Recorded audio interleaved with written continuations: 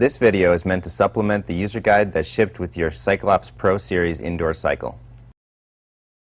I'm going to show you how to put together a 400 Pro indoor cycle. You can also use this for the 100 Pro, 200 Pro, or 300 Pro. For more specific instructions, please consult your user guide. First, remove the indoor cycle and all of the components from the packaging. Lay it out on a clean, flat surface to ensure you have all the necessary parts. Components include rear stabilizer, front stabilizer, handlebar tube, seat tube, pedals, seat post clamp, seat, handlebars, yellow L handles, water bottle cage, and a parts kit that includes washers, stabilizer bolts, multi-purpose wrench, water bottle holder shim, 2 black bolts, 3, 4, and 5 mm Allen wrenches, Phillips head screwdriver, Joule 3.0, and a Joule 3.0 bracket. The 400 Pro also includes a power cord for the controlled resistance technology. Joule 3.0 is included with the 200 Pro, 300 Pro, and 400 Pro. Included in the packaging with the Joule 3.0 bracket is the locking screw. Pay careful attention to ensure you don't lose this screw. Start by removing the water bottle holder screws from the handlebar. Slide the shim onto the water bottle holder. Slide the water bottle holder onto the handlebar. Use the water bottle holder mounting screws and a 4 mm Allen wrench to assemble. Once the screws are tight, your water bottle holder is properly assembled to your handlebar. Put that off to the side. We're going to put that on the indoor cycle later. Next, we're going to install the front and rear stabilizers on the frame of the indoor cycle. Note the difference between the front and rear stabilizer feet. The larger foot with the wheels goes on the rear of the indoor cycle.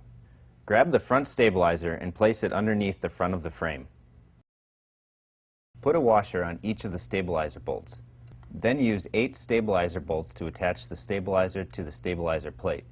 Start with the innermost holes, then work your way out. Next, position the rear stabilizer in line with the flywheel, directly behind it. Grasp the indoor cycle by the seat stays. Lift up and drag it backwards so you can align the stabilizers underneath the frame. If you don't feel like you can do this yourself, grab a partner to help you out. Always remember to lift with your legs. Secure the rear stabilizer to the stabilizer plate with the 4 remaining stabilizer bolts. Now we're going to insert the handlebar tube and the seat post tube. The handlebar tube is the shorter of the two and reads to 18 centimeters. The seat post tube reads to 23 centimeters. Insert these parts into the frame. Tighten the posts into the proper position. You can either leave the 6 mm bolts in place for a more permanent setting or use the yellow L handles for quick adjustments.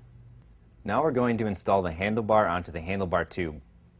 To do this, simply slide the handlebar onto the handlebar tube and tighten the L handle. Now we'll attach Joule 3.0 to the bracket and then that to the indoor cycle. Start by sliding Joule 3.0 onto the bracket. Note the orientation so that Joule 3.0 will be assembled properly onto the handlebar of the indoor cycle. If you'd like to lock Joule 3.0 onto the bracket, use the included locking screw. Tighten the screw through the bracket into Joule 3.0. Next, mount Joule 3.0 to the handlebar. Note the cutouts in the bracket that will allow it to fit around the handlebar. Line up the holes in the bracket with the threaded holes in the stem. Using the 2 black bolts, attach Joule 3.0 to the handlebars. Next, we will install the seat. First, slide the seat clamp assembly onto the seat tube. Tighten using the yellow L handle. Finally, attach the seat to the seat clamp assembly.